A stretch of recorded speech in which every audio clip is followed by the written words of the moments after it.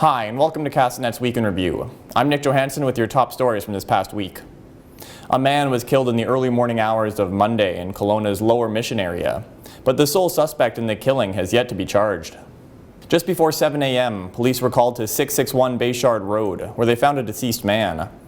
A 54-year-old woman who lived at the home with the victim was arrested, but later released after the Crown opted not to lay charges immediately, instead choosing to wait until the police had conducted their full investigation.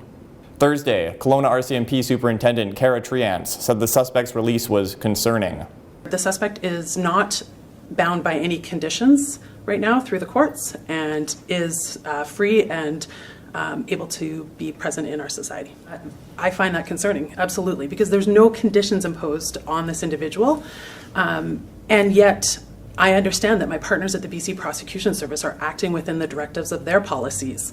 Prime Minister Justin Trudeau visited the Tk'emlúps Nation Monday, where the remains of 215 children were found earlier this year on the grounds of the former Kamloops Residential School. Trudeau faced criticism after turning down an invitation to the First Nation on National Day of Truth and Reconciliation earlier this month, which he has since apologized for.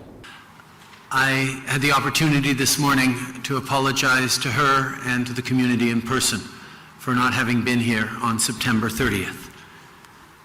This morning we had an important and necessary conversation about how we, not just as Canadians, but as an entire country, move forward given the reality of residential schools. A person was killed in a mobile home fire in Vernon's Okanagan Landing area on Tuesday night. Fire crews arrived at the fire on Okanagan Landing Road just before midnight. While firefighters located the occupant of the house inside, they were unable to resuscitate him. The cause of the fire was not believed to be criminal in nature. A man was arrested Friday night in Summerland's Trout Creek area after he used a chainsaw to damage the inside of a liquor store and a gas station. Police were called to the Go Market at about 6:30 p.m., leading to an hour-long standoff with the chainsaw-wielding man. Eventually, police were able to take him into custody. No one was injured in the incident, and it's not clear if any charges have been laid at this time. Dr. Bonnie Henry announced Tuesday that capacity limits for sporting events and concerts will be lifted beginning next week, as attendees will be required to be fully vaccinated.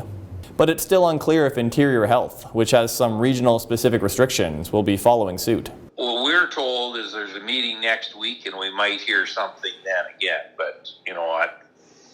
Christmas is coming too, so we've lived by every protocol.